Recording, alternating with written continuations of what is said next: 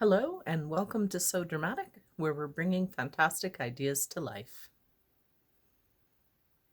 Today, we're going to explore making some blocks out of a technique that I learned recently for putting together a lot of tiny triangles without having to do a lot of tiny seams to make the quilting experience easier when you're looking at diagonal squares.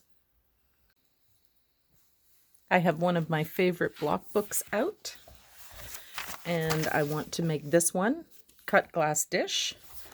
You can see it's a lot of triangles, and that looks kind of scary. And this one right here, port and starboard. Again, a lot of little triangles. And we're going to try out this method to make an actual block. 2 of them. Here are the fabrics I've selected. This one for the main color, and some fairly random black and whites for a background hue. So I'm going to iron them, cut out some blocks, and we'll get to sewing. All right, so on the light side of these squares, I'm going to draw some lines just to make it easy when I do the sewing. And I like to do it now so that I don't have to try and draw lines on layers of fabric, because that's always super annoying.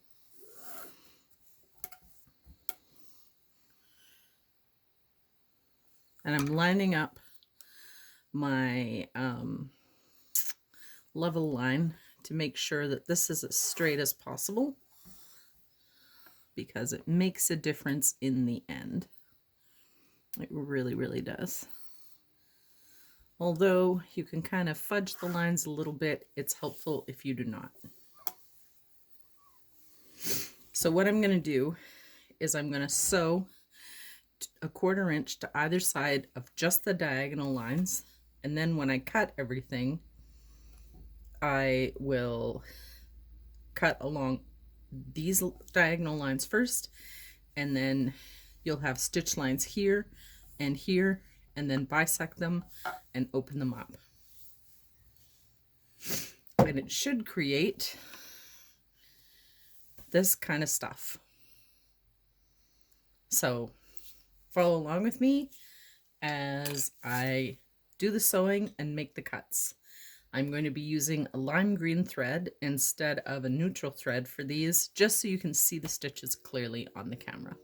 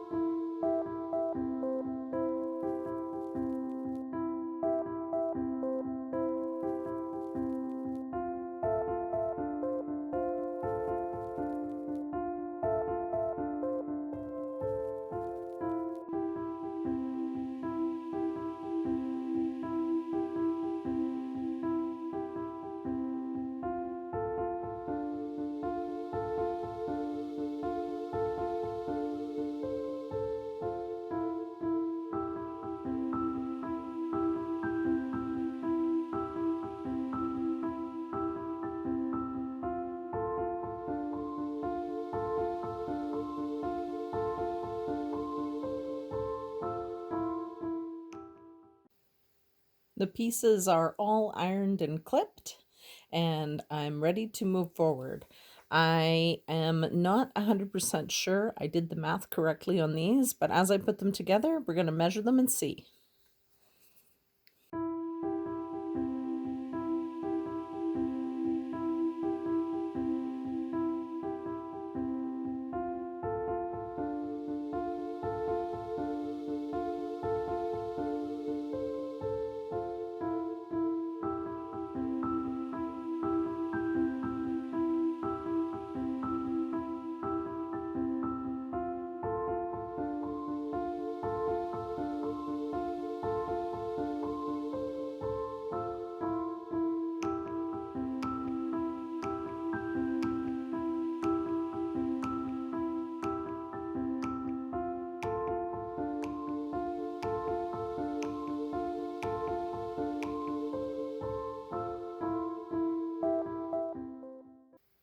Okay, so I made some block pieces using this method where you sew to either side of this diagonal line and this one, and then cut and cut, and when this triangle is separated, all of these get bisected too.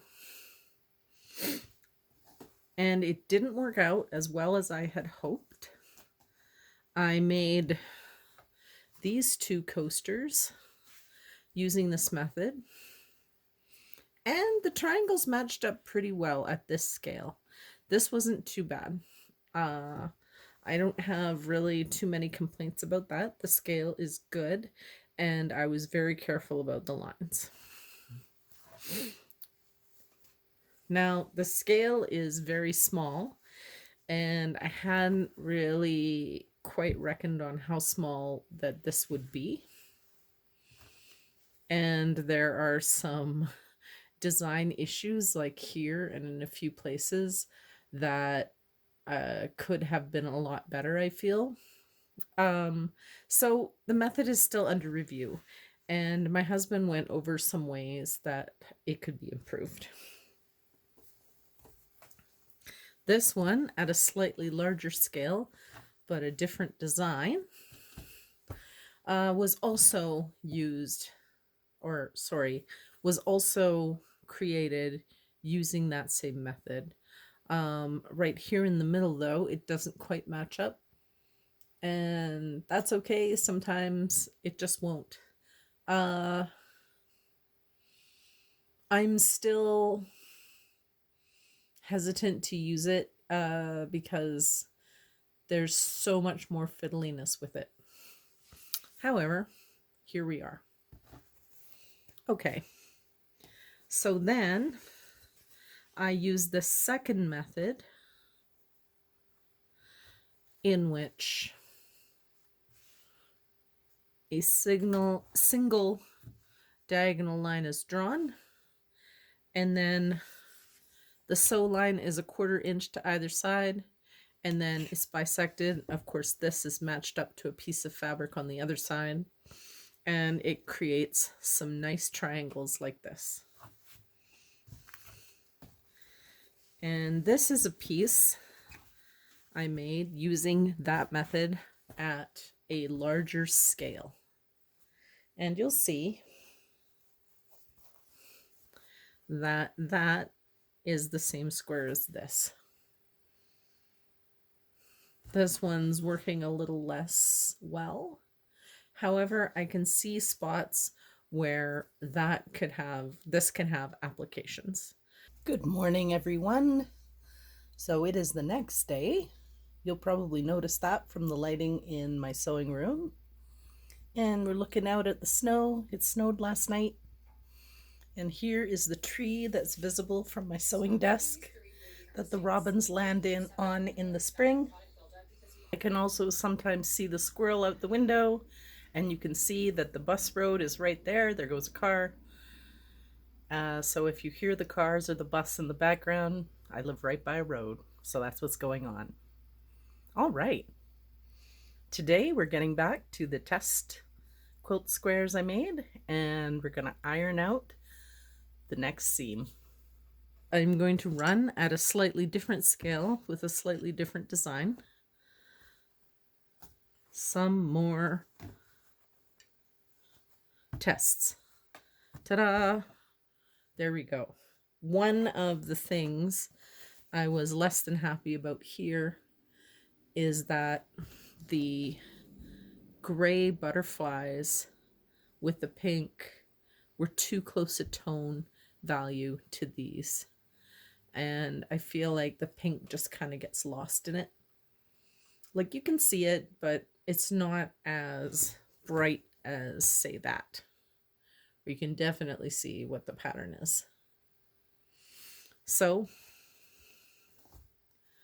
we're going to use some black background with some pink and some of these for some of the smaller squares.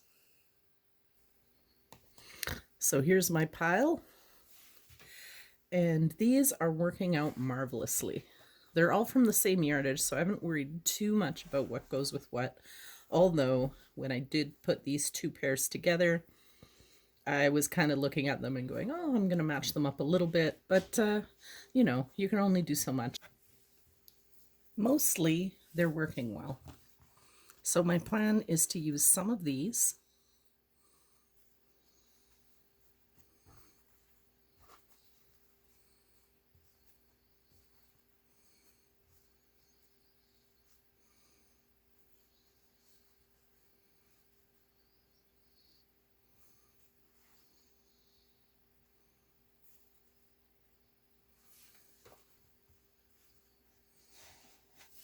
To make some blocks like that.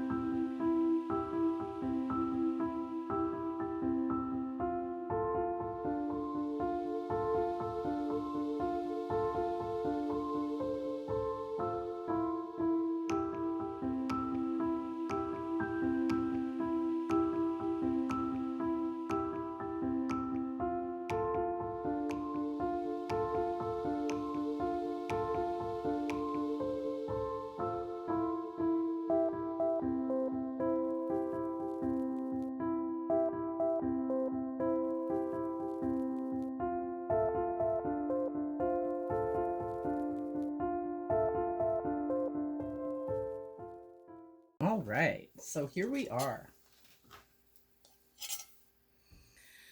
These are how the blocks worked out. Some of them were a little bit off, as you can see right there. But for the most part, this is the layout. Again, just a sample. All right, so I made a math error. I used the 4-inch seam allowance for these to get the 1/2-inch square. And yeah, I'm gonna get it. But with these, I used a math error. I should have gone a 1/2 inch up, not a full inch up. So they're not quite matching up. But I am going to continue the test with the math error in it, and we'll see how we go. Okay, it's finished. And it is 12 inches. Amazing.